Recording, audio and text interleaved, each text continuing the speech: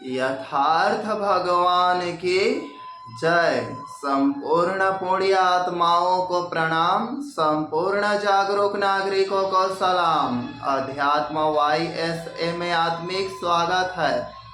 मेरे मासूम मित्रों, माँ प्रकृति के बच्चों, मनुष्य के सर्वांगीण विकास, वास्तविक प्राकृतिक सिद्धि साधना, वास्तविक तंत्र मंत्र यंत्र ऊर्जाओं का प्रयोग विधियां, योग ध्यान बिल्कुल मुफ्त में सीखें। साथ में विभिन्न धर्मों में आडंबर पाखंडी जो मूर्ख हमें बनाया जा रहा है, उन वास्तविक नॉलेज को यहाँ दिखाया जाता है। तो वीडियो में बने रहना।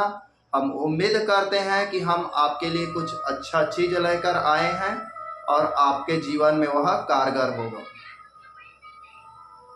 तो आज का विषय है उस सब्जेक्ट का नाम जिस पर सब लोग गर्व, बहुत ही अपने आप को गरिमामय समझते हैं और वह देश की नागरिकता से संबंधित है। उस शब्द का नाम है हिंदू। और शब्द बोलते नहीं है, गर्व से बोलो हम हिंदू हैं। इस वीडियो को आप जरूर देखें और प्रत्येक देश के नागरिक तक से पहुंचाएं, क्योंकि यूट्यूब, गूगल, ट्विटर, फेसबुक जितने भी सोशल मीडिया है, वहाँ पर जो नॉलेज डाला जाता है वही कंप्यूटर मास्टर हमें दिखाता है। तो जो नॉलेज आपसे छुपाया जा रहा है, जिससे आप अवगत नहीं है, उस जन साधारण में आप सबके लिए हम भी जीवन में कुछ उपलब्धि पाए हैं, वह आप लोगों को बांटने के लिए तत्पर हैं। तो चलिए हम चलते हैं, हिंदू क्या है, हिंदू शब्द की उत्पत्ति कैसे हुआ और हिंदुस्तान से लेकर आज इंडिया के निर्माण तक से हम समझेंगे प्रमाणित और साइंटिफिक। तो सबसे पहले हम यह भ्रम दूर कर देते हैं, हिंदू कोई प्राचीन नाम नहीं है और हिंदुस्तान भी कोई प्राचीन नाम नहीं है। तो सबसे पहले हमें भारत के ही इतिहास के पुस्तकों में, जर्नल नॉलेज में यह बताया जाता है कि इस देश का नाम भरत नाम का राजा था। उसके शासन काल में ही इस देश का नाम भारत पड़ा और इस देश के लोगों को भरत का बच्चा होने के नाम से भारती कहा गया। भारती का मतलब भरत का बच्चा और भारत माने भरत के नाम पर इस देश का नाम पड़ा। बहुत ही मोस्ट प्रश्न है, मगर यह संभवतः बिल्कुल गलत है। आपको आश्चर्य हो रहा होगा कि इस देश का नाम भरत है, नाम के राजा से भारत पड़ा और इस देश के नागरिकों उसको भारतीय यानी भरत के संतान या बच्चा कहा गया। तो बिल्कुल गलत है। जब हम इसके और गहराई पर जाते हैं तो हमें हिंदू का और इतिहास मिलता है, भारत का और इतिहास मिलता है। तो चलिए गहरा सांस लीजिए, बहुत ही इंटरेस्टिंग होने वाला है वीडियो। दुनिया में ऐसा कोई सोशल मीडिया नहीं है जो इन चीज़ों को आपके पास खंगाल कर इतिहास और अनुभव से आपको बता सके। तो हिंदू शब्द कैसे बना? तो हिंदू शब्द भारत में मुसलमान आए और मुसलमान ही भारत के लोगों को हिंदू बोला गया। तो हिंदू शब्द भारतीयों की दिन नहीं है, न वेद शास्त्र, कापी, पुराण, पुस्तक, तुम्हारे जितने भी ग्रंथ साहित्य है वह सब झूठे बकवास, कोरा फालतू गोपड़ बकवास करता है। हिंदू नाम मुस्लिमों ने दिया भारत के लोगों को। क्यों दिया, कैसे दिया, कब, क्यों, क्या, कहाँ? जब मुसलमान भारत में आए तो भारत के लोग इतने डरपोक, कायर, भीरू थे, क्योंकि यहाँ के जो मूल निवासी थे ST SC OBC और यहाँ जो राजा महाराजा थे वह क्या थे?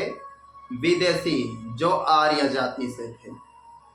तो केवल निम्न जो शूद्र था उनके युद्ध में नहीं टिक पाते थे मुस्लिमों की तरह।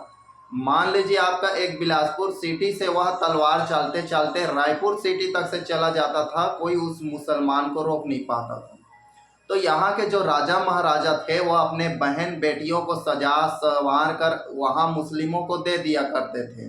और भारत में यही रिश्ता आज भी चल रहा है। जो मुसलमान बहुत ही पावरफुल, शक्तिशाली, बहुत ही होशियार, होनहार, या क्रिकेट के क्षेत्र में हो, चाहे दुनिया के कोई भी विशेष जगत में हो, चाहे उद्योगपति हो चाहे नवाब हो, उनको क्या है, ब्राह्मण लोग आज भी अपने बेटियों को, अपने माँ बहन को उनको दे दिया जाता है, रिश्तेदारी बन जाता है। तो मुस्लिम लोग इस देश के नागरिकों को अपमानित और गाली देने के लिए बोला था हिंदू। हिंदू का अर्थ क्या होता है? हिंदू का अर्थ होता है काफिर। काफिर कोई बड़ा शब्द नहीं है। काफिर माने एक मुस्लिम, एक गैर मुस्लिम। जैसे कि भारत के लोग, अंग्रेज गोरा थे तो उन लोगों को गोरा बोला जाता था, अंग्रेज हम लोगों को काला बोला जाता था। इस देश में जब विदेशी आर्य आए तो इस देश को क्या बोलते थे? वर्ण किए और अपने को स्वर्ण बोले। ठीक उसी प्रकार मुस्लिम आए तो भारत देश के लोगों को क्या बोला? काफिर, नीच, कायर, दोगला, भड़वा, काले, नीच, डरपोक, ऐसे अनेक प्रकार के नामों से लिया गया है। अब ये मैं नहीं बोल रहा हूँ, ये पंजाबी लेखक लेखराम बोल रहा है, ललित सिंह यादव बोल रहा है, ज्योतिबा फुले बोल रहा है और इसका ऐतिहासिक प्रमाण है। तो इसका अर्थ है चोर, काफिर, गुलाम, दुष्ट, नीच, कपटी, छली, छिद्र, दोगला, भड़वा, चोर, बदमाश, डरपोक, कायर, बुजदिल, अनेक प्रकार से। आप उर्दू भाषा में भी जाकर देख लीजिए, जो इंसान पढ़ा लिखा होगा वह हिंदू का अर्थ उर्दू भाषा में कहीं पर भी खोज लीजिए। किसी पढ़े लिखे अच्छा प्रोफेसर, कलेक्टर, ऐसे लोगों से जाकर पूछिए, शायद वो भी नहीं जानते होंगे, क्योंकि पास हो गए। हिंदू गर्व का शब्द है, क्योंकि वो परीक्षा में यही लिखा है, भारत का नाम भारत, भरत नाम से पढ़ा और भरत के जो यहाँ के नागरिक लोग थे उसके नाम से यहाँ के लोगों को भारतीय बोल दिया। तो यहाँ पर कलेक्टर, आईएएस, आईपीएस भी भ्रम में हैं। कोई बड़े बड़े इंटेलिजेंस, कुछ विद्वान हैं जो बताएंगे। तो आपको पता नहीं था हिंदू का अर्थ होता है चोर, काफिर, गुलाम, दुष्ट, नीच, कपटी, छली, दोगला, भड़वा, मक्कार, डरपोक, बुजदिल, ऐसे इसका अर्थ है। और आप लोग गर्व से बोलते हैं हिंदू। तो मैं इससे पहले, आप हिंदू का मैं अर्थ बताऊं, इससे पहले मैं आपको इतिहास में ले चलता हूं। भारत देश में सबसे पहले और विश्व के सबसे प्राचीन सभ्यता सिंधु सभ्यता, मोहनजोदाड़ो, हड़प्पा संस्कृति मिलता है, जहां विश्व में सबसे ज़्यादा विज्ञान, तकनीकी, प्रौद्योगिकी और बहुत सारे कलाओं का हमें प्रमाण मिलता है जो अन्य देशों पर नहीं मिलता है। तो यह सिंधु में क्या है भाई? हमारे हिंदुओं का ही तो पूर्वज है। गलत बात है। सिंधु एसटी, एससी, ओबीसी है भाई, जरा बातों को समझें। सिंधु सभ्यता के लोग मूल निवासी हैं और सिंधु का अर्थ क्या होता होगा तो हमें मालूम नहीं है, लेकिन सिंधु का अर्थ मैं इसीलिए बोल देता हूँ, सिंधु का अर्थ होता है शुद्ध और पवित्र। क्योंकि मैं अर्थों पर और शब्दों पर नहीं जा रहा हूँ, उनके कर्मों और तकनीक, विज्ञान, उनके विकास, उनके सिद्धांत, उनके व्यक्तित्व पर मैं जा रहा हूँ कि सिंधु का अर्थ होगा सुंदर, पवित्र या शुद्ध पवित्र। और हिंदू का अर्थ आप जानते हैं, नीच, दोगला, भड़वा, बेईमान, चोर, मक्कार, छली, कपटी, दुष्ट, काफिर, अनेक प्रकार से, कायर, बुजदिल, डरपोक, इस प्रकार से गाली वाले शब्द है हिंदू का। अब मैं आपको इतिहास में, जब यहाँ सिंधु सभ्यता था तो यहाँ पर विदेशी ब्राह्मण, ठाकुर, वैश्य हमारे देश में आए। तो भारत के जो मूल निवासी थे, अतिथि देवो भव, यह हिंदुस्तान का शब्द नहीं है, मूल निवासियों का शब्द है। और संस्कृत का पितामह कौन है? पाली भाषा। तो जो पाली भाषा से सब कन्वर्ट है, जैसे अतिथि देवो भव मैं बोला हूँ, कितना सुंदर और अच्छा अर्थ, सहित अर्थ है, कितना सुंदर मनोहर भाषा है। लेकिन संस्कृत में अतिथि देवो भव लिखा है, वह मैं निसंदेह, प्रमाण तो नहीं क्योंकि पाली भाषा का नष्ट कर दिया आर्यों ने, तो यह पाली भाषा से ही कन्वर्ट किया होगा। अब यहाँ विदेशी आए तो इन लोगों को क्या बोला गया था? आर्य। तो किसी एक मूल निवासी का बहुत ही बड़ा विद्वान आदमी से बोला, ये आर्य आर्य बोलते हैं, टीवी सीरियल भी कॉपी पुस्तक में देखे हो आर्य आर्य बोलते हैं। तो आर्य का अर्थ क्या होता है? तो आर्य का अर्थ होता है आगंतुक, आगमन, आया हुआ या किसी बाहरी चीज से या बाहरी दुनिया से आए हुए लोगों को, आगंतुक को आर्य बोला गया। तो जितने भी आर्य है, ब्राह्मण, ठाकुर, वैश्य, ये आर्य है। ये अपने को आर्य बोलते थे उस समय। और आर्य लोग जो महाभारत काल में जाकर देखो, रामायण काल या फिर इन लोगों के संस्कृत के काल में जाकर, तो ये लोग अपना नाम आर्य श्रेष्ठ करते थे। आर्य का अर्थ पर्यायवाची शब्द श्रेष्ठ से जोड़ते हैं, जबकि श्रेष्ठ माने सबसे उत्तम, सबसे बेहतर होता है। लेकिन श्रेष्ठ नहीं थे, ये सब निष्कृष्ट थे। आर्य का मतलब कोई महान या श्रेष्ठ नहीं होता है। जैसे हम बचपन में थे तो टीवी में महाभारत चलता था, जिसमें बहुत ही जोरदार बाण, भूकंप या बिजली जैसे चालू होता था, महाभारत ऐसे टाइप जोर से चिल्लाता था। तो ये क्या है? उस सीरियल में एक आदमी दूसरे से बात करता है, जैसे कि कुंती अपने पति से बात करता है, तो क्या बोलता है? पंडु से आर्य श्रेष्ठ बोलता है। तो आर्य आगंतुक, बाहरी, विदेशी होता है। अब उसके बाद में मुस्लिम भी आर्य हुए इस अर्थ में। तो हाँ, बिल्कुल मुस्लिम भी आर्य है, ईसाई भी आर्य है, फ्रेंच, डच, इटालियन, अंग्रेज भी आर्य है। लेकिन भारत का सबसे पहला विदेशी, भारत में सबसे पहला विदेशी आने वाला कौन है? तो हिंदू पहला विदेशी धर्म है भारत में आने वाला। उसके बाद में मुस्लिम, फ्रेंच, डच, इटाली, जितने भी इंग्लैंड, पारसी, आरसी आए वो बाद का है। तो आप कंठस्थ दिमाग में रखना, भारत का पहला विदेशी आने वाला हिंदू है। कहाँ आया था? सिंधु में। अब मैं आपको लेकर चलता हूँ इसके तथ्य और प्रमाण। जब ये सिंधु वासियों पर ये लोग राजा महाराजाओं पर कब्जा कर लिए, अपने माँ बहन को उन लोगों से शादी ब्याह करके और छल छिद्र करके सत्ता शासन पाए, तो उस काल में भारत देश को अनेक नामों से लिया जाता था। जैसे उस काल में भारत के जम्मू द्वीप कहा था, जम्मू नहीं, जम्बू द्वीप संस्कृत में, यह पुराणों में भी प्रमाण मिलता है। तो भारत को जम्बू द्वीप के नाम से भी जाना जाता था। उसके बाद आर्यव्रत यानी आर्यों का रहने वाला स्थान, अब ये विदेशियों का हो चुका, सिंधुओं का तो नहीं हुआ, तो इस देश का नाम आर्यव्रत हो गया। उसके बाद ये लोग अपने आप को ब्रह्मा का अवतार या फिर ब्रह्म जैसे लोग या ब्रह्म अपने आप को मानते थे। उसके बाद इस स्थान का नाम हो गया ब्रह्मावर्त। उसके बाद में बाद के खंडों में इसको क्या है? हिमवर्ष, यानी हिम माने बर्फ होता है, लेकिन हिमवर्ष माने हिमालय वाला देश या हिमालय का देश बोला जाता है। उसके बाद अनेक अनेक समय पर अलग अलग इसका नाम हुआ। जैसे कि मध्यकालीन भारत में क्या हुआ? अखंड भारत चंद्रगुप्त अशोक के काल में। उसके बाद में भारत पड़ा। उसके बाद भारतवर्ष भी नाम इसका पड़ा। तो यहाँ विदेशी राजा हुआ करता था, इस देश का नहीं है। उस विदेशी राजा का नाम है भरत, क्योंकि भरत का प्रमाण मिलता है, भरत विदेशी नस्ल से थे, ब्राह्मण, ठाकुर, वैश्य जाति से।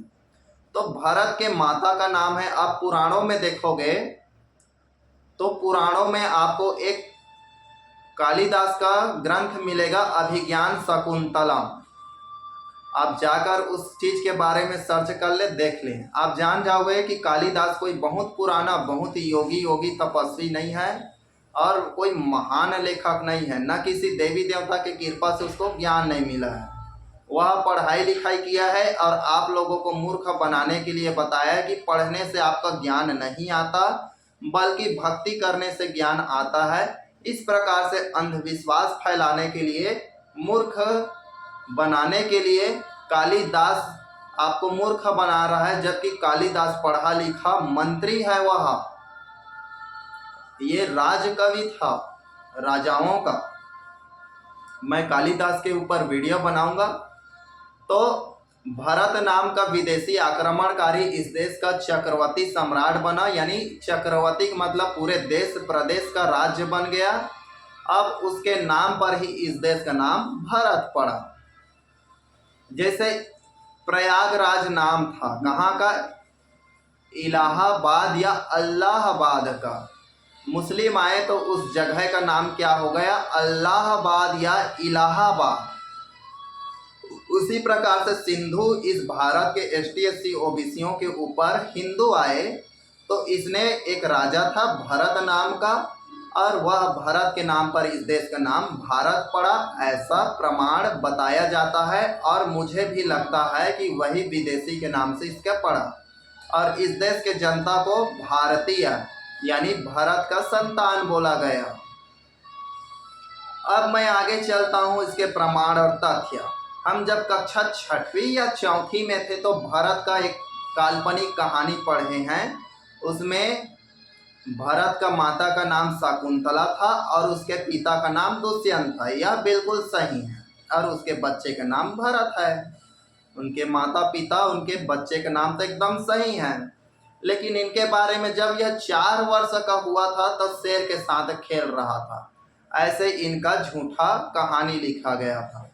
तो भरत अपने पिता दुष्यंत के राज्य में जाता है तो उनका माँ एक अंगूठी देता है और उस अंगूठी को लेकर दुष्यंत के राज्य में जाता है। तब वह जान जाता है कि वह मेरे पत्नी है और यह मेरा बच्चा है। ऐसा टाइप कुछ धुंधला सा कहानी आ रहा है। भारत सरकार द्वारा यह बताया जा रहा है। जैसे अभी ठगेंद्र ढोंगी उर्फ नरेंद्र मोदी यानी कृष्ण का काल्पनिक कथा ले लिए कि बच्चे लोग बाके बिहारी क्या है, गेंद बाल खेल रहा है और वह किसमें एक तालाब सराय में चला जाता है शायद, और वहां से स्नांग या कुछ सांप रहता है। उसी प्रकार से काल्पनिक कॉपीराइट कहानी कि नरेंद्र जो खेल रहा था ठगेंद्र ढोंगी, वह क्या है तालाब में जाता है और तालाब में मगरमच्छ रहता था और वहां मगरमच्छों के बीच से वह गेंद ले आता है। इतना बहादुर था। और मगरमच्छ को तो लाना दूर के बात, मगरमच्छ के बच्चे को भी उठाकर ले आया। अब इस कहानी को आने वाला भविष्य कोई इंसान देखेगा तो ठगेंद्र ढोंगी माने नरेंद्र मोदी इतना बहादुर और शक्तिशाली था ऐसा समझेंगे। अब जबकि यह बिल्कुल गलत है। तो ऐसा ऐसा इतिहास बनाया जाता है। विदेशों ने कर्म किया, कर्म प्रधान है यह पृथ्वी। विदेशों ने अपने आप को साबित किया। भारत में कोई मेहनत करने का जरूरत नहीं भाई। अगर मैं अपने दिमाग माइंड का दुरुपयोग करूं, यहाँ के लोग मेरे को भी भगवान मानने के लिए तैयार हैं। कई लोग तो मेरा फोटो मांगते हैं, गुरुदेव आपका पूजा करेंगे, आप हमें स्वप्न में दिखाई देते हैं। तो उनको रहस्य मैं बताता हूँ, हम क्यों आपके सपने में दिखाई देते हैं, आपके बारे में क्यों बता देते हैं। उनके पीछे राज है। तो सफलता के पीछे मेहनत नहीं होता है, बिल्कुल गलत। सफलता के पीछे मेहनत होता है, लेकिन सफलता के पीछे सबसे बड़ा चीज होता है वह राज, रहस्य होता है। उसके पीछे कोई जानकारी होता है, वो भी सही सही। तब इस प्रकार से हम बचपन में थे, ये 12वीं कक्षा पढ़ रहे थे तो पेपर में आया महाराणा प्रताप जिस शिवलिंग का पूजा करते थे वह 5 फुट ऊंचाई था। जब वह बैठ कर करता था तो सोचिए महाराणा प्रताप कितना ऊंचा होगा। अब उसको भारत के न्यूज़पेपर में छप रहा है तो आप क्या समझोगे, वाह मैं भी समझ गया था बहुत बहादुर होगा। जबकि अकबर उनका फूफा था और अकबर का बार बार पैर तलवा चाटता था, फिर आक्रमण करता था, हार जाता था तो फूफा मुझे छोड़ देगा, माफ कर दो फूफा, ऐसा बोलता था और बार बार हारता था। तो इस प्रकार से इसके बारे में झूठा कहानी लिखा गया और आज हम महाराणा प्रताप को बहुत बड़ा महान मान लेते हैं। तो ऐसा ही इतिहास बदल दिया जाता है, आप उसको महापुरुष मान लेते हैं। जैसे आसाराम हो गया, राम रहीम, इन लोगों का चरितार्थ सबके सामने खोल गया, नहीं तो ये लोग भी भगवान का अवतार होते हैं। तो भारत देश में सिर्फ जितना ज़्यादा सुंदर बोलो उतना ज़्यादा आप महान आदमी बन सकते हैं। यहाँ कर्म करने का कोई जरूरत नहीं है। और उल्टा दुनिया में केवल भारत के ही लोग बोलते हैं। भारत एक कर्म प्रधान देश है, कर्म ही से ही धरती चलता है, बिना कर्म के कुछ नहीं होता। क्योंकि यही तो गोप्पड़ लोगों का बात होता है, जो लोग में कर्म शक्ति का अभाव छिड़ होता है वही लोग तो सबसे ज्यादा बात करते हैं। और विदेश के लोग क्या बोलते हैं, कर्म वर्म नाम का कोई चीज ही नहीं बोलते, सिर्फ अपना काम करते हैं। क्योंकि गरजता है वो बरसता नहीं, भारत के लोग गरजने वाले हैं। सिर्फ जहां देखो कर्म प्रधान, भाग्यवाद, ईश्वर ने ऐसा किया वैसा किया। क्योंकि फालतू लोग फालतू का ही तो बात करेंगे, कुछ गुड़ी रहस्यमय बात हम न चलेंगे यहाँ पर। और विदेश में न तो कर्म का कोई दोहा है, न कर्म का कोई शास्त्र है, कुछ नहीं है। वो तो स्वतः किए जा रहा है, उन्नति कर रहा है। क्योंकि जो करने वाला है उसको फालतू बेईमानी ये दोगलापूर्ण भरी चीज से मतलब ही नहीं है उन लोगों को। ये तो कामचोरों का भाषा है भाई। कर्म प्रधान है, विश्व प्रधान है, ऐसा है, दुनिया है दारी, अमका ठमका तीन तूफान। ये तो तुम्हारा गोप्पड़वादी है, बैठे बैठे सिर्फ गप झाड़ो। तो इस देश का नाम भारत पड़ा। पहला ये सिद्धांत हो गया। दूसरा एक और आता है ऋषभ देव, जैन धर्म का पहला तीर्थंकर। ऋषभ देव का एक बच्चा है, बेटा है, उसका ज्येष्ठ बड़ा बेटा, उस बेटे का नाम था भरत। उसके नाम के आधार पर भी इस देश का नाम भारत पड़ा। इस प्रकार से कहानी है या फिर मान्यता है। लेकिन मुझे जहां संभवता लगता है इस देश का नाम विदेशी भरत के नाम पर ही इस देश का नाम मिला है, इसका मुझे ज्यादा प्रमाण मिलता है। अब एक तीसरा प्रश्न आता है, भरतनाट्यम। भरत मुनि एक भरत नाम का नाट्यम आता है। नाट्यम माने नाटक है। भरत का तो जीवन ही नाटक है। 4 साल की अवस्था में शेर के साथ खेल रहा था, इतना तेज प्रतापी था। बिल्कुल गलत। उनका पिता दुष्यंत महाराजा था, वो कोई बहादुरी से नहीं है। पैतृक संपत्ति या पैतृक चीज से इतरा रहा है, उसमें कोई बहादुरी का कोई जगह प्रमाण उल्लेख नहीं मिलता। किसको हराया, किसको जिताया, किसके लिए स्कूल खोला, किसके लिए इलाज किया, कहाँ पर तालाब खोदवाया, कहाँ पर लोगों के रहने का बनवाया, ऐसा कोई महान कृत्य है ही नहीं यार इसका। आप उसे महान कैसे मान सकते हैं भरत को? ऐसा कोई प्रमाण ही नहीं। हाँ, अशोक को महान मान सकते हैं, उसने लोगों के जीवन के लिए कुछ किया। अशोक क्या है, 2000 किलोमीटर ग्रांड ट्रंक रोड बनवाया, जिसमें नदी तालाब सराय बनवाया, जानवरों के लिए अभ्यारण्य बनाया। उनके राज्य में धरती स्वर्ग था।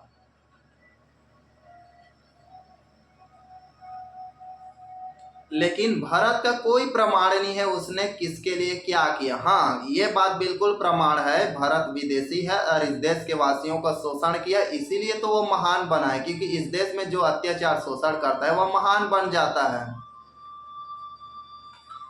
अब मैं आगे चलता हूं। भरत मुनि का नाट्य शास्त्र है, इसके आधार पर इस देश का नाम भी भरत पड़ा। इस प्रकार से सिद्धांत है। अब इस देश को आर्यव्रत कहते थे, क्योंकि आर्यों के रहने का स्थान था। इस सिद्धांत पर भी मान लेते हैं तो बिल्कुल यह सही है। क्योंकि हमारे पूर्वजों के ऊपर ये लोग मालिक बन गए और अत्याचार उनका शोषण करने लगे, तो ये अपना नाम रख सकते हैं।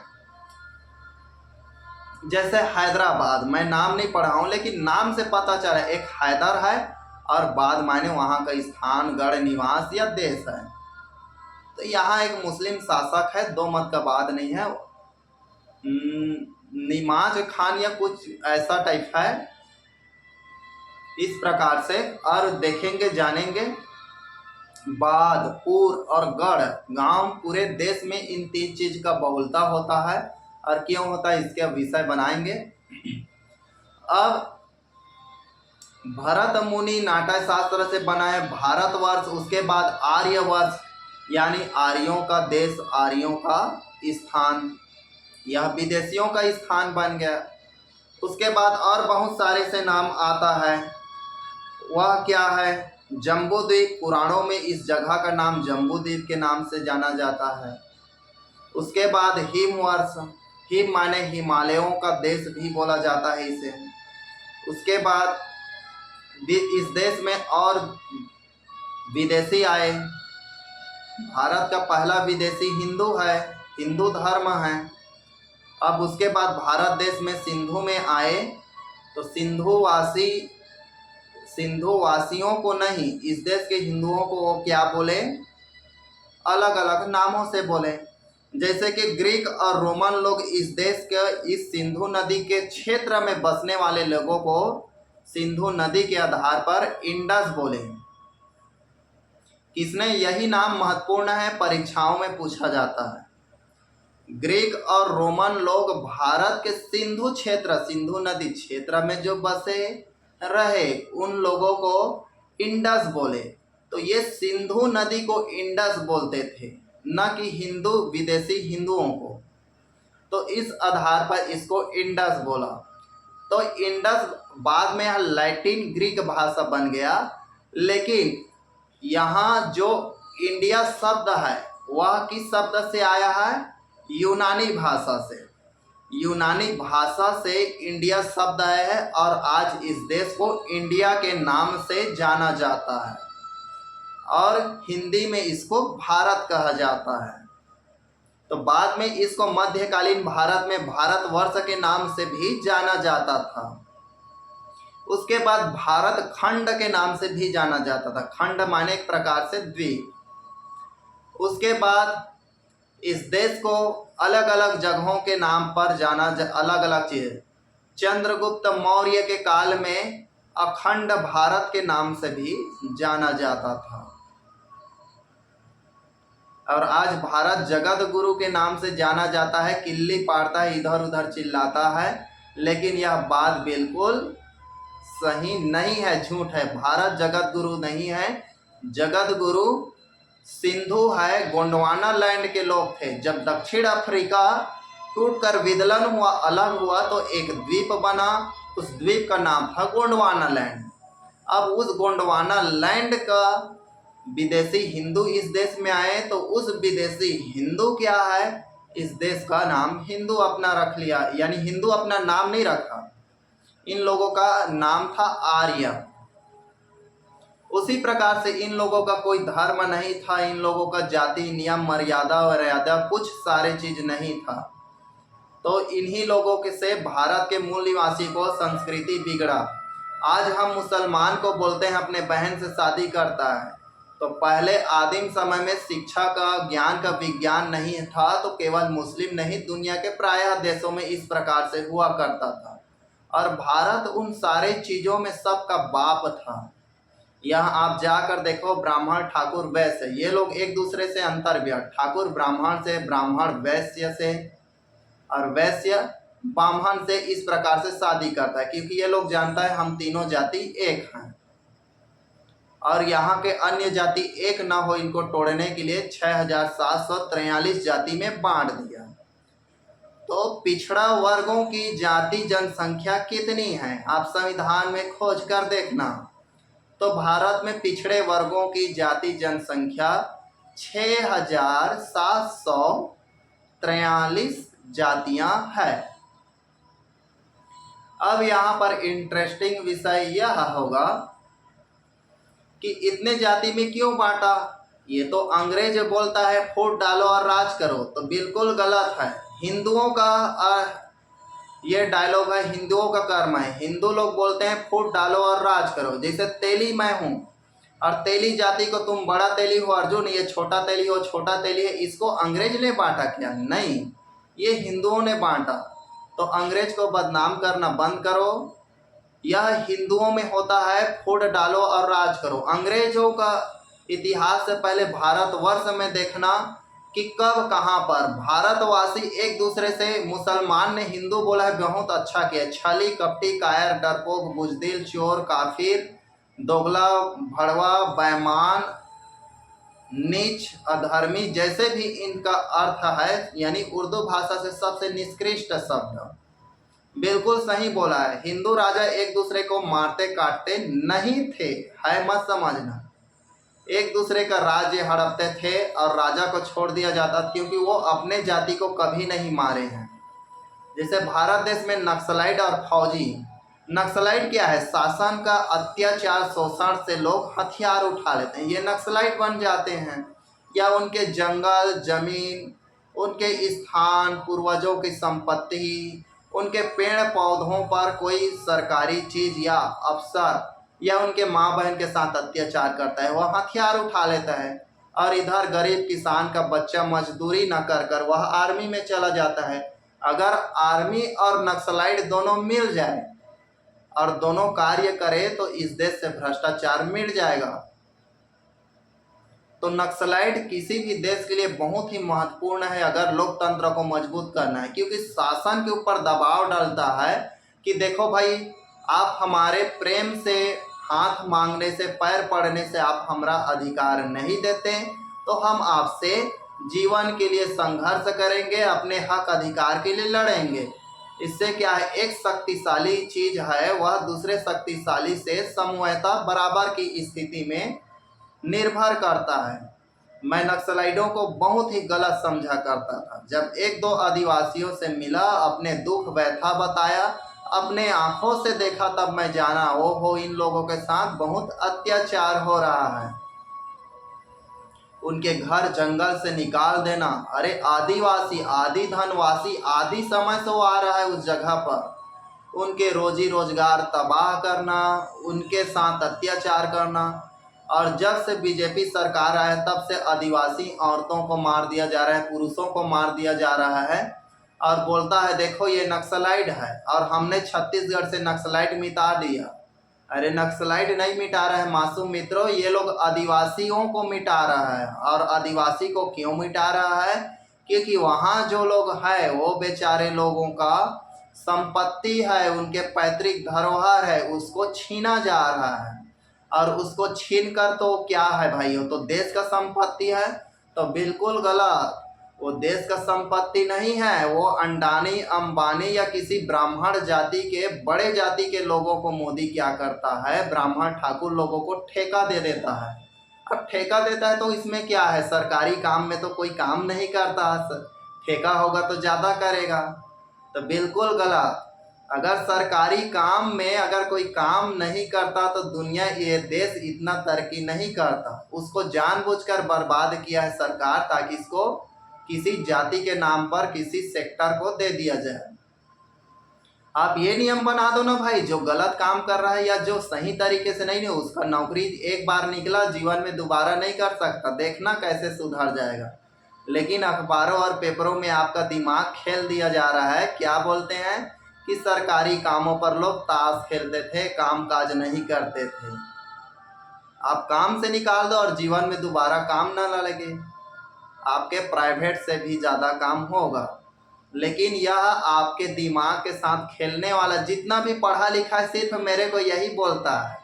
समय में थोड़ा गुस्सा आता है, इनका कान ऐसे ऐंठ कर इनको ऐसे ऐसे धीरे धीरे सहलाते हुए, मासूम बच्चा, किसने तेरे को सिखाया, किसने बताया, ऐसे टाइप इसको प्यार से समझाते हैं, ऐसा लगता है। लेकिन हाथ जोड़कर समझा लेते हैं, गुस्सा हो जाएगा सही चीज बोलने से। अब ये बात है कि भारत में हिंदुस्तान, हिंदू कहाँ से आया था? यूनानी नाम में आज जो भारत के लिए इंडिया शब्द बोलते हैं, वह इंडिया शब्द कहाँ से आया? यूनानी शब्द से। इंडस कहाँ से आया? तो ग्रीक और रोमन लोग इस देश को इंडस बोले, तो लैटिन भाषा से यह यूनानी भाषा, और आज इस देश का नाम इंडिया है। अब एक और महत्वपूर्ण जानकारी आपको बता रहे हैं।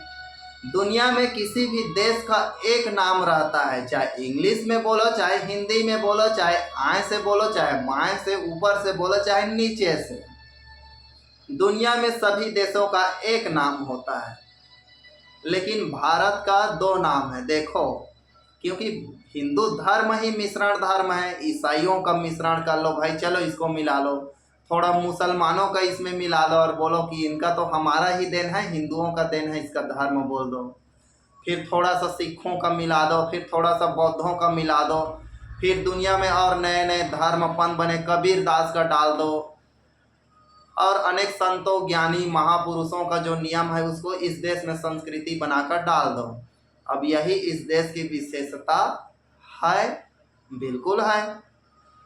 खुद आविष्कार तो नहीं कर सकते, दूसरे का चोरी कर लो, बहुत बड़ा विशेषता। इससे बड़ा तो विशेषता कुछ नहीं होता। खुद का लकीर छोटा हो तो किसी दूसरे का लकीर को मिटाने के बजाय खुद के लकीर को बड़ा करो। लेकिन भारत और हिंदुस्तान का इतिहास है, यहाँ बड़े का लकीर छोटा कर दो और छोटे को बड़े दिखा दो। यह क्या है? भारत का गोदी मीडिया है। अब मैं आपको एक और चीज बताने जा रहा हूं। अब इस देश में सिंधु और हिंदू एक है बोला जाता है, बिल्कुल सही नहीं है। सिंधु इस देश का नहीं है। जब इस देश को सप्त सिंधु बोलते थे, 7 नदियों से घिरा हुआ देश सप्त सिंधु, और इस देश का नाम गोंडवाना लैंड हुआ करता था। और सिंधु किसको बोला जाता था? मैं सिंधु हूँ, मेरा खून डीएनए हर चीज जांच करा ले, मेरा खून सिंधु में आ जाए। और जो हिंदू है वह विदेशी यूरोपियन से आएगा। काला सागर, कैस्पियन सागर के क्षेत्र से आता है ये लोग। तो ये विदेशियों का डीएनए प्रमाण, यहाँ के एसटी एससी ओबीसी का खून, RH फैक्टर सारे एक मिलता है, और विदेशी ब्राह्मण ठाकुर वैश्य का गलत मिलता है, यानी विदेश के स्रोत से मिलता है। अब भले ही आप लोगों को बताया जाए कि हिंदू ही यहाँ पर धरती में मनुष्यों का उद्गम हुआ, मनु ने यहाँ पर जीवों का पहले उत्पन्न किया, बिल्कुल गलत। मनु के षष्ठी में मैं चाय नाश्ता बांटा हूँ, वो कल का बच्चा है, कोई ब्रह्मा का बेटा नहीं है, ना कोई ऋषि मुनि का, ना कोई देवता का। वह संविधान लिखा, ST SC OBC को कैसे प्रताड़ित किया जाए, इनको कैसे गुलाम और शोषण किया जाए, या इनके मेहनत पर, इनके कंधों पर कैसे सवारी किया जाए, इस उद्देश्य को रखते हुए इसने दुनिया का पहला संविधान, क्या संविधान? काला संविधान। मैं मनुस्मृति को काला संविधान बोलता हूँ। अरे भाई, मनुस्मृति में ऐसा नहीं लिखा है। हाँ, बिल्कुल नहीं लिखा है। किसमें? तुम अभी पुस्तक छाप कर बता रहे हो, इसमें नहीं लिखा है। और मैं इस वीडियो को बना रहा हूँ, इसका मतलब क्या है? आपको भारत सरकार नहीं बताएगा, नहीं कोई चीज नहीं बताएगा जो मैं बता रहा हूँ। अब भारत के पुरातात्विक प्रमाण देखा जाए तो इस देश का नाम सिंधु, और सिंधु सभ्यता, सिंधु घाटी, मोहनजोदाड़ो, हड़प्पा सभ्यता, अनेक प्रकार से इसका प्रमाण मिलता है। अब यहाँ पर थोड़ा सा और आगे चलते हैं। वह आगे कुछ महापुरुष हुए हैं। आप लोगों की दृष्टि में मैं महापुरुष नहीं मानता हूँ। तो ये लोग क्या बोलते हैं? भारत से ही जीवों की उत्पत्ति हुआ। अरे वैज्ञानिक परीक्षण से देखो तो साउथ अफ्रीका से बंदर ही इधर उधर छलांग मारते गए, और वहीं से बंदरों का सृजन हुआ और विदेशों में, देशों में सारे जगह फैला। ये मिलता है, लेकिन ये भी पूर्ण रूप से प्रमाणित नहीं है। जैसे आपको यह बोला जाए कि मछली नहीं भाई, हिंद महासागर से हुआ। हमारे ही देश में एक काल्पनिक कथा है, ब्रह्मा जी ने पहले धरती में मछली बनाया था ताकि गंदगी, कीड़ा मकोड़ा को खाए, तब जल स्वच्छ रहेगा। तो जल देवती माता ने भगवान ब्रह्मा विष्णु महेश का आराधना किया, तो चलो तुम्हारे जल को शुद्ध करने के लिए मैं एक जीव को पैदा करता हूँ, उस जीव का नाम है मछली। अब बोल ठग नारायण भागवत भगवान की गए हो। तब इस कहानी को आप कितना सुंदर और अच्छा लगा। 1 सेकंड का 100वां हिस्सा के 1वां हिस्सा नहीं लगा हमें इस काल्पनिक कहानी लिखने में। तब से जल देवता साफ होता है, और यही प्रमाण है कि मछली की उत्पत्ति भारत के हिंद सागर से होते हुए पूरे दुनिया में फैला। अब बोल ठग नारायण भागवत भगवान की गए हो। तो ये गोपड़ बात है हुआ ना। मछली की उत्पत्ति पृथ्वी के कौन हिस्से, कौन से जगह से हुआ, इसका तो हमें मालूम नहीं है। अब हम चलते हैं। अब यहीं पर एक और बोलता है, तो मनुष्यों की उत्पत्ति हुआ, इसीलिए अमेरिका के लोगों को रेड इंडियंस बोलते हैं, रेड इंडियंस। अब उसमें इंडियंस आ रहा है तो मतलब भारत के ही, इंडिया के लोग वहाँ गए। और क्या बोलते हैं, अमेरिका वासी क्या है, हमारे ही पूर्वजों का खून है और हमारे ही सप्त सिंधु से पूरा दुनिया में फैला है, इसीलिए हम उनसे आगे हैं। और तुम्हारे दृष्टि से अमेरिका ज़्यादा उन्नति कर रहा है तो उनको बेटा बोल दो, तो इससे क्या है, क्रेडिट हमें मिल जाएगा। अरे बाप चोर है और बेटा पुलिस बन गया है तो चोर रहेगा और पुलिस पुलिस रहेगा। अमेरिका पुलिस है, पुलिस रहेगा, और देश चोर है हमारा तो चोर ही रहेगा, क्योंकि दूसरे का चोरी करते हैं। अब चलो मान लेते हैं रेड इंडियन हिंदुस्तानियों का खून है, तो वो लोग तो और ज़्यादा उन्नति करते हैं। तो उन्नति इसलिए कर रहे हैं तो बिल्कुल गलत। आप इसी कहानी को जब आप जस्ट उल्टा समझिए, कैसे उल्टा, मान लीजिए हो सकता है रेड इंडियन अमेरिकन वासी भारत के वासियों को अपना बच्चा मानता होगा, तो हालांकि उन लोगों को इन फालतू महज के चीज़ों पर कोई ज़रूरत नहीं है। अब मान लीजिए मैं बोल रहा हूँ भारत के लोग को अमेरिकन लोगों का बच्चा है बोलूँगा तो आप लोगों को चिढ़ रहे। जब आप अमेरिकन को बच्चा बोलते तो अमेरिकन भी बोलेगा रेड इंडियन, देखो हम इंडियन है भाई, और तुम भारतवासी सब हमारे अमेरिका वाले के बच्चे हो, तुम लोग हमारा बेटा हो बोलेगा। तो ऐसे फालतू मिथ्यों से पूरा देश डूबा है। गोप्पड़वाद, मेरे ख्याल से इस देश का उपनाम होना चाहिए गोप्पड़वाद या गोप्पड़स्तान। गोप्पड़स्तान इसका देश नाम होना चाहिए। यहाँ बोलते जाओ, जो जितना ज़्यादा बोलेगा, मिठाई खिलाने की यहाँ ज़रूरत ही नहीं पड़ता। जो इंसान ज़्यादा मधुर मीठा से बात करता है उनको ही मिठाई विठाई सारे चीज़ों से, यहाँ कर्म या कुछ उन्नति से लेना देना नहीं है। तो चलिए, हिंदू धर्म का इतिहास, काला इतिहास। हिंदू धर्म कितना घटिया शब्द से बना है, उर्दू के सबसे बहुत ही निकृष्ट, नीच और यहाँ के लोगों को अपमानित और गाली देने के लिए बोला है। इसमें निसंदेह संशय नहीं है। अब इसमें जाकर देखा जाए तो कई लोग इसका प्रमाण भी बोलते हैं। जैसे बौद्ध धर्म का शत्रु कौन है? हिंदू है। तो हिंदू धर्म में एक दुनिया का सबसे बड़ा दलाल और भड़वा है, उस भड़वे का नाम है दयानंद सरस्वती। तो दयानंद सरस्वती बौद्ध मंदिरों को तोड़ा, वह खुद जानता है और यहाँ के ब्राह्मण ठाकुर लोग भी जानते हैं। और जितने भी तुम्हारे शारदा, चंडी, मनका, शीतला, महामाया, ठाकुराइन, ठाकुर, जो भी जितने भी मंदिर है वह बुद्ध का मंदिर है। तुम्हारे 52 शक्तिपीठ बुद्ध का मंदिर है, तुम्हारे चारों धाम बुद्ध का मंदिर है, तुम्हारे 12 ज्योतिर्लिंग बुद्ध का मंदिर है। भारत का प्रत्येक गांव में शीतला, चंडी, शारदा, मनका, महामाया, हिंगुलाजनी, सरबंगला, जो भी देवियां माने जाता है वह बुद्ध का मूर्ति है। मैं कई वीडियो में बता चुका हूँ। हड़भाड़ में ग्रेनाइट का मूर्ति है, बुद्ध का स्पष्ट दिख रहा है, और उस बुद्ध के मूर्ति में नथनी पहना दिया है, सोन का मुकुट पहनाकर उसको काली माता बनाकर आप लोगों को देखो भाई, ये काली माता का मंदिर बनाकर पूजा कर रहे हैं। मैं गया, पुजारी को बोला, उनका चेहरा पसीने से थपथपा गया, घबरा गया। क्यों? वो जानता है। इसीलिए एक उपाध्याय महिला खुले मंच से बोल रहा है कि देखो ब्राह्मण ठाकुर वैश्य, मेरे ब्राह्मण भाई बहनों जागो, बीजेपी आपको नोटा दिखा रहा है, आपका घाटा हो रहा है, आपका पैसा जा रहा है, आप अत्याचार हो रहे हैं महंगाई से, फिर भी आप वोट बीजेपी को दो। इन लोगों के बहकावे में मत आओ। लोकतंत्र प्रजातंत्र नहीं होता। हमारे पूर्वज हजारों हजारों साल से इन लोगों को मूर्ख बनाए हैं और हिंदू धर्म का वो रक्षा कर रहा है। हिंदू धर्म में ब्राह्मणों, ठाकुर, वैश्य लोगों का मेहनत करने का कोई नहीं है।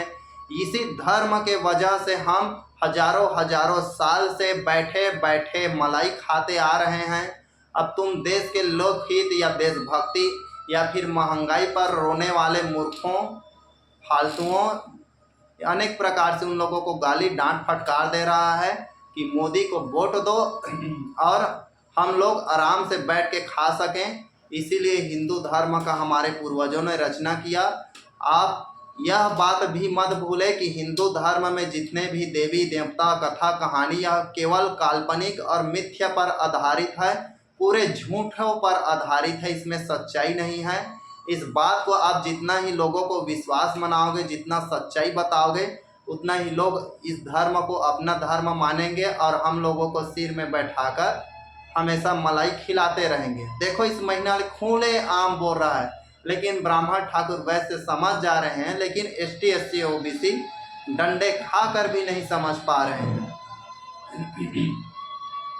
तो ये दयानंद सरस्वती भी बोलता है कि हिंदू शब्द का अर्थ काफिर, चोर, बेईमान, नीच, दोगला, भड़वा, बेईमान, डरपोक, कायर, बुजदिल, छल, छिद्र, छली, कपटी, ये सारे अर्थ हैं। इसी प्रकार से भटनागर जी भी यही बोलते हैं और प्रभाकर भी यही बोलते हैं। प्रभाकर क्या बोलता है, ये पुस्तक मैं बता रहा हूँ।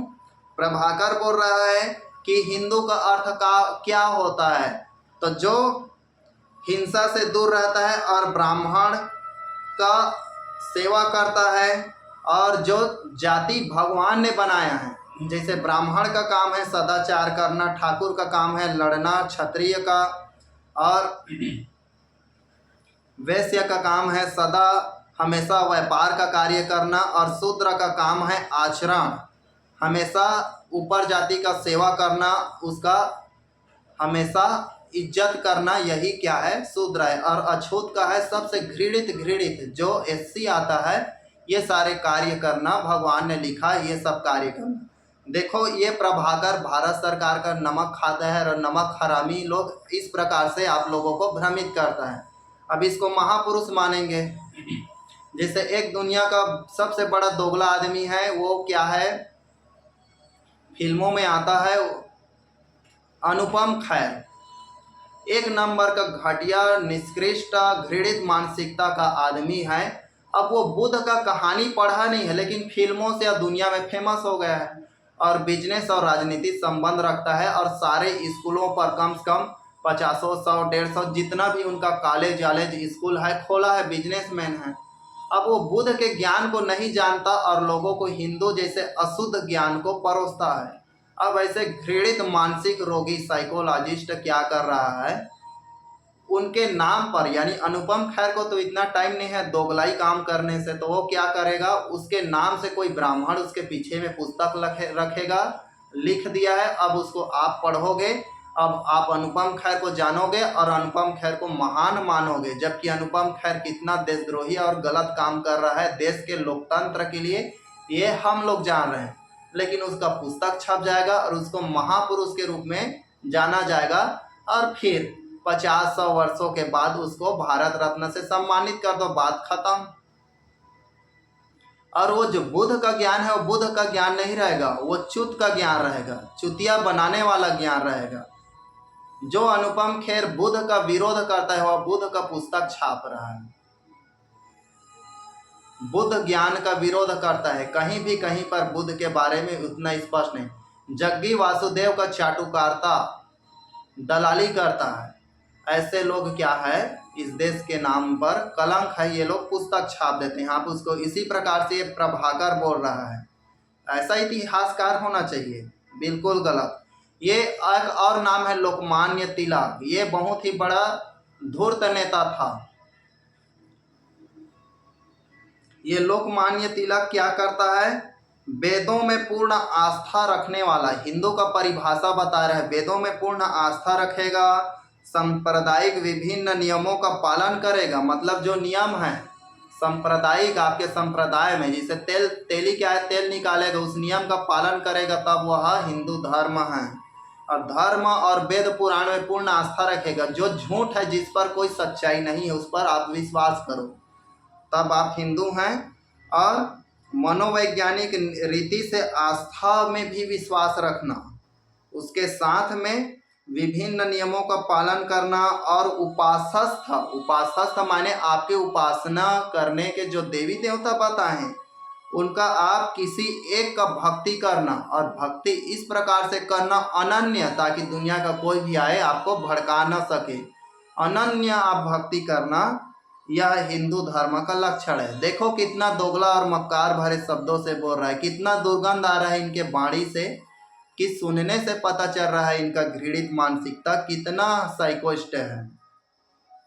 उसी प्रकार से वीर, तो यह वीर नहीं है, वीर सावरकर इसको जानबूझकर नाम दिया क्योंकि भारत में कर्म करने के नहीं, जो नपुंसक है उसको वीर बोल दो।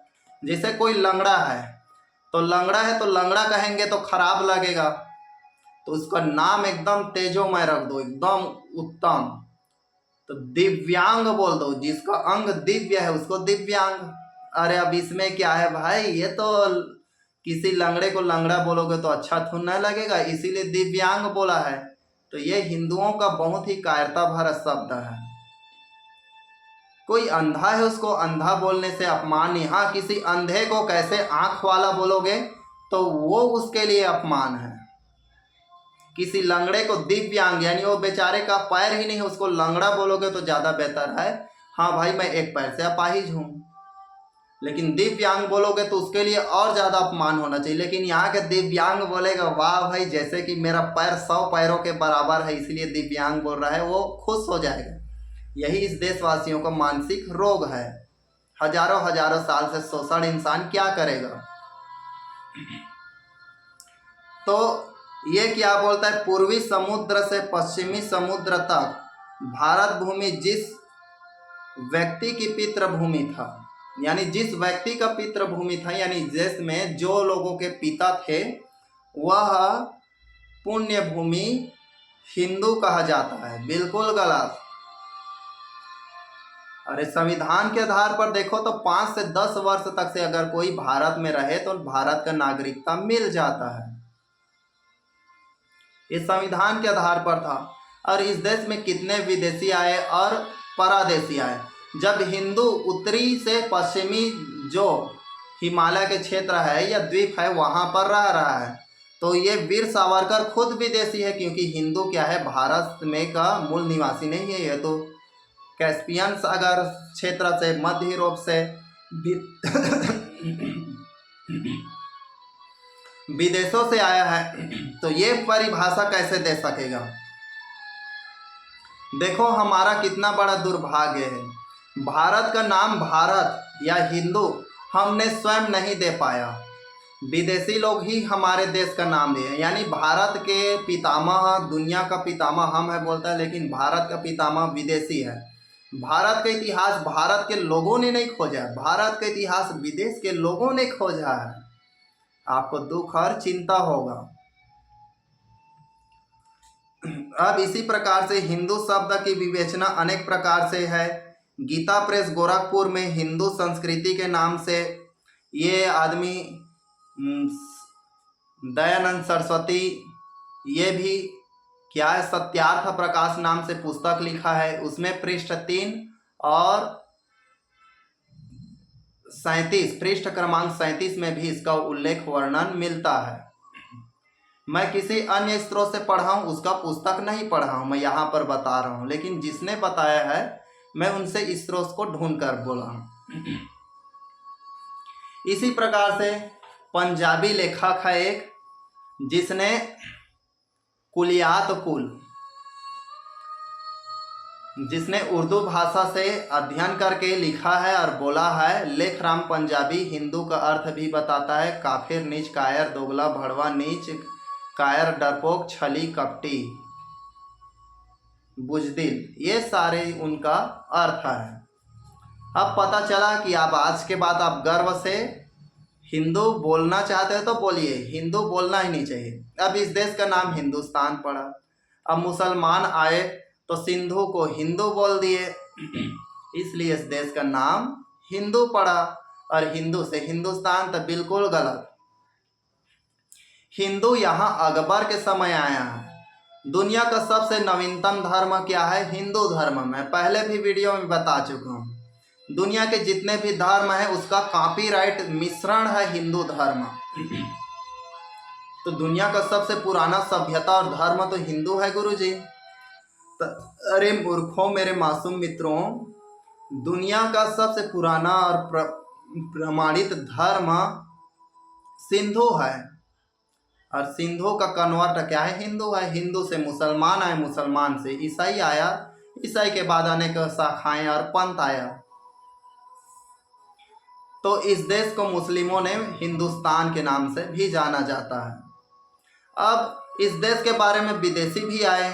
अब साहित्य और पुराण ग्रंथों में तो भी प्रमाण मिलता है गुरुजी इस देश का नाम तो बिल्कुल पड़ेगा।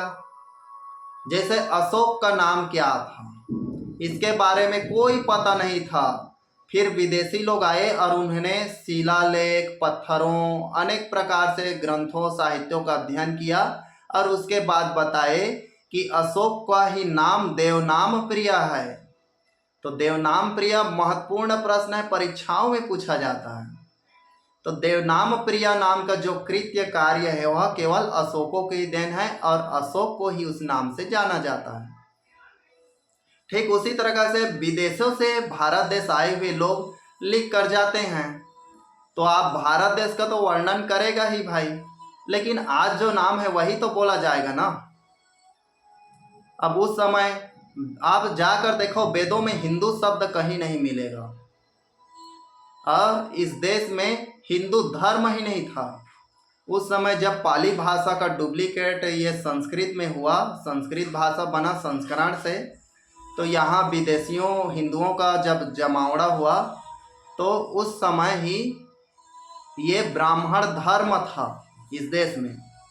अब ब्राह्मण धर्म के बाद ये जो पुस्तक बना उनका एक शास्त्र बन गया लोगों को चलाने, शोषण, अत्याचार करने और अपनों का सुख पाने के लिए उसने शास्त्र का रचना कर दिया और इसे देवताओं ने लिखा और उसको लोगों को मानने मनवाने के लिए विवश कर दिया। साम दाम दंड भेद, रामायण में 14 नीति है इन सारे नीतियों से, और उसको आप ढोते जा रहे हैं गधे की तरह। तो इस जो धर्म शास्त्र है वह बिल्कुल फाल्स है। पहले इस देश में सिंधु धर्म था, उसके बाद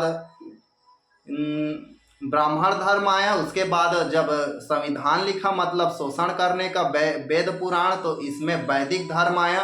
वैदिक धर्म के बाद दुनिया में बहुत सारे धर्म बने और आज दुनिया का सबसे नवीनतम धर्म हिंदू है। आज जो मैं ज्ञान का बात बोलूँगा वह भी कल इसमें छपकर आ जाएगा। अब चलिए चलते हैं हेन सांग के बारे में जानते हैं। हेन सांग भारत आया था और इसका उदाहरण देंगे। देखो भाई, हेन सांग भारत आया था, बहुत ही समृद्ध नगर था। अरे तेरे को इस प्रकार से झूठ बोला जा रहा है। हेन सांग के पुस्तक जाकर देखो, इस देश के राजा महाराजा ब्राह्मण ठाकुर वैसे कितने मजे करते थे और यहाँ के लोगों का कितना शोषण हुआ करता था। वो तो खैरियत है कि महात्मा बुद्ध जी आ गए, लोगों को मानवता का पाठ पढ़ाए, थोड़ा सब लोगों को समानता का सीख दिया। अब इसके बाद मैं और चला जाऊं तो हेन सांग के पुस्तक से मान लीजिए मैं हिंदू धर्म का कलंक छुपाने की कोशिश करूंगा, दोगलापन को। यही काम ये लोग भारत के ब्राह्मण लोग विदेश में पढ़ाई करते हैं और वहाँ का जो वास्तविक है उसको हमारे देश को झूठे रूप में प्रस्तुत करते हैं। जैसे कि यही प्रभाकर और भाकर है, ये सावरकर वारकर है। ये सावरकर दलाल था, अंग्रेजों का पेंशन पैसा खाता था, झोंकता था। उस समय सरकारी टीचर का पैसा था 15 रुपये और इसका पैसा था पेंशन 60 रुपये। तो आज टीचर का पेमेंट हो गया है मान लीजिए 35-40 हज़ार।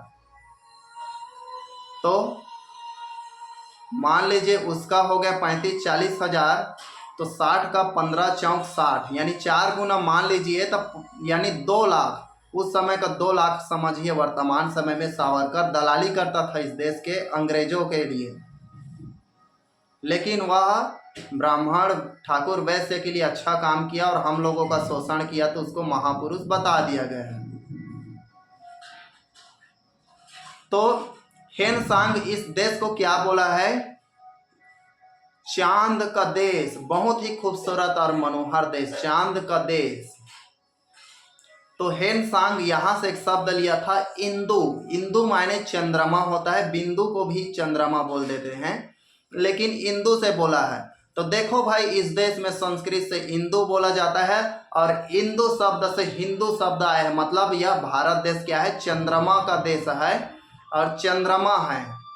तो कितना सुंदर नाम है। और हमें कलंक या बदनाम करने के लिए, हिंदू धर्म को बदनाम करने के लिए, हमारे महापुरुषों के गाथा और उसके महत्व को घटाने के लिए इन विदेशियों ने हम लोगों को हिंदू बोल दिया है। जबकि हिंदू अर्थ का नीच दोगला नहीं, जबकि हिंदू का अर्थ होता है, हिंदू संस्कृत से आया है और हिंदू का अर्थ होता है चांद का देश या चांद सा सुंदर। कितना सुंदर लगा, बोल ठग नारायण भागवत भगवान की गए हो। तो इस प्रकार से दोगला मक्कार लोग इस प्रकार से जो भारत की जो गंदा चीज है उसको अच्छा बताने का कोशिश करते हैं। अब मैं और आगे चलता हूँ, वीडियो लंबा हो जाएगा। यह वीडियो सभी लोगों तक से पहुँचे, पूरे देशवासियों को पता चले, सब लोग जाने, यही मेरा उद्देश्य है। अब मैं क्या, हिंदू का मतलब यही होता है जो मैं बोल रहा हूँ बार बार, चोर काफिर कायर डरपोक दोगला बेईमान भड़वा छली कपटी नीच डरपोक, तो ये क्या यही होता है? तो हाँ, इसका अर्थ यही होता है। तो क्या हम इस हिंदू शब्द को त्याग दें या छोड़ दें? तो त्यागें या छोड़े इससे मतलब नहीं, हमारा जो इतिहास है वो बदलने वाला नहीं है। अब जैसे कि महाराणा प्रताप का नाम, आप इतना बहादुर नहीं है तो उसका नाम क्या कब बोल सकते हो? नपुंसक शाह बोल सकते हैं। महाराणा प्रताप को नपुंसक अप्रताप डाल सकते हैं, तो हो जाएगा क्या? नहीं होगा। जो हो गया सो हो गया। लेकिन इसके नाम पर जो लड़ाया जा रहा है, मारा काट फंसाया जा रहा है, लोगों को झूठे संतावना, झूठे गर्व महसूस कराया जा रहा है, यह बिल्कुल गलत है। अब देखोगे चंदबरदाई हमारा पृथ्वीराज रासो लिखा है, दुनिया का सबसे झूठा लिखने वाला कवि है चंदबरदाई। बहुत ही झूठा झूठा कहानी, जैसा जैसा पृथ्वीराज चौहान के साथ नहीं हुआ है उससे ज़्यादा बहादुरी बताया। मैं ये नहीं मानता पृथ्वीराज चौहान बहादुर नहीं, हाँ पृथ्वीराज चौहान बहादुर था, लड़ा था, लेकिन जो लिखा है वह बिल्कुल गलत है। उसी प्रकार से हिंदू धर्म शास्त्रों में या यहाँ के इतिहास में झांसी की रानी का भी युद्ध लड़ी ही नहीं है, झलकारी केवटी बाई युद्ध लड़ी है, लेकिन नाम झलकारी बाई का हो रहा है, खूब लड़ी मर्दानी, हो तो झांसी वाली रानी थी। वाह भाई, और झांसी की रानी महान बन गई है, लड़ने वाली का है उसका कोई पता नहीं है।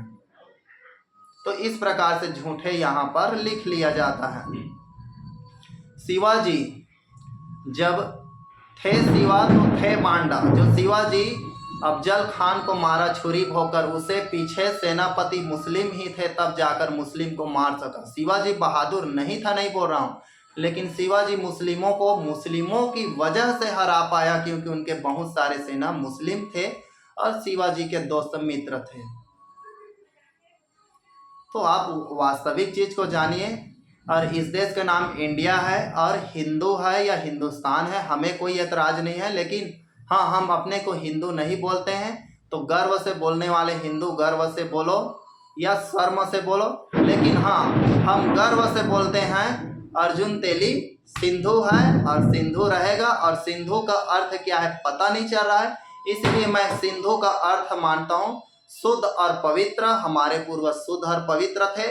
और हिंदू का अर्थ होता है नीच और दोगला मेरे भाषा में। और हिंदू के वंशज यानी जो हिंदू है वो लोग नीच और कायर दोगला थे, भड़वा थे, अपने माँ बहन को दे दिया।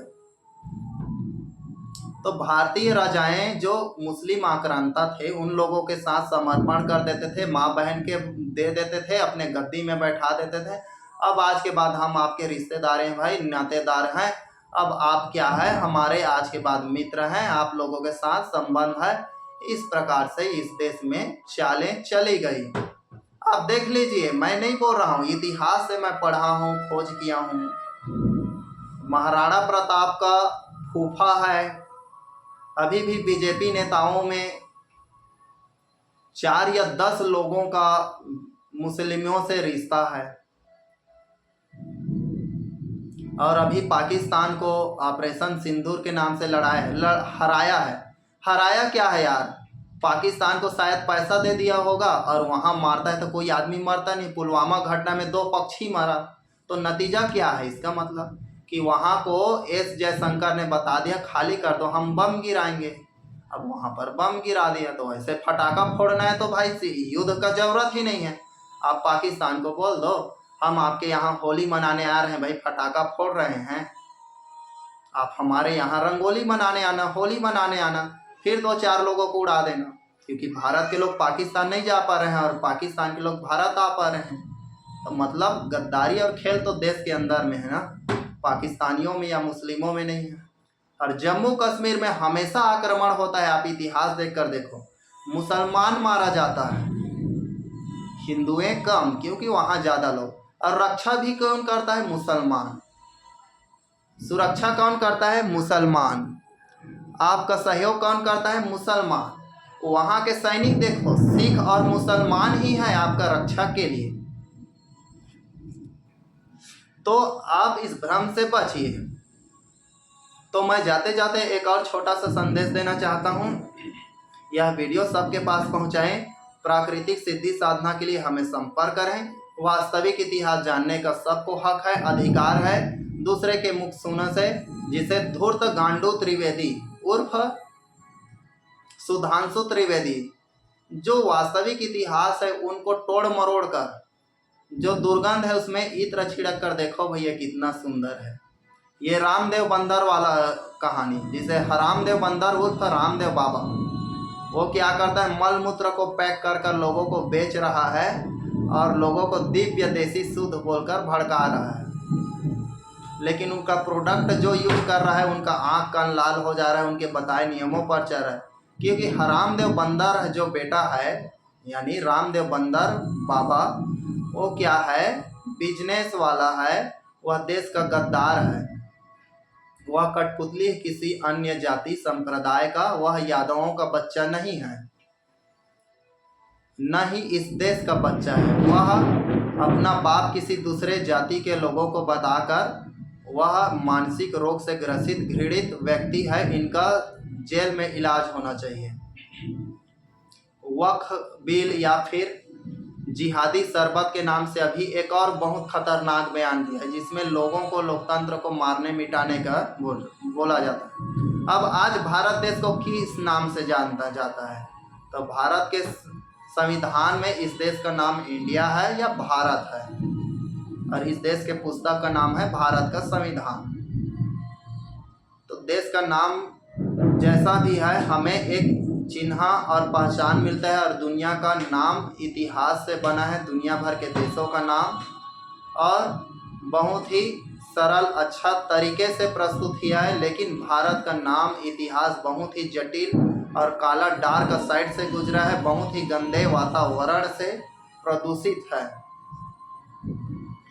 अब मैं एक और संदेश, अंतिम बात बोलने जा रहा हूँ कि हमें इस देश का नाम अभी अभी वर्तमान में चल रहा है कि इस इंडिया नाम अंग्रेजों का देन है, इसको छोड़ दो। तो अरे ये कपड़ा भी तो अंग्रेज का देन, इस कपड़े में बटन वो अंग्रेजों का देन, ये बाल का कट है अंग्रेज, मेरा नहीं है। मेरा तो ऐसे हवा में धान की बालियों, किसान का बच्चा हूँ, धान की बालियों की तरह ऐसे लहराता रहता है। तो आपका जूता चप्पल मकान, यहाँ तक से इस देश का नाम तो खुद इंडिया भारत का खोज उन्हीं लोगों ने किया है, उनका ही ज्ञान विज्ञान तकनीकी अपना रहे हैं, बदलने का क्या जरूरत है? तो इन बकवास से बचिए। यथार्थ प्रबोधम संपूर्णाम। I love you friends, see you again. अगला वीडियो मैं अध्यात्म के बारे में लाऊंगा और धीरे धीरे सारे पाखंडों से मैं आपको बाहर निकालूंगा। सिद्धि साधना के लिए संपर्क डिस्क्रिप्शन में देखें। Thanks, happy.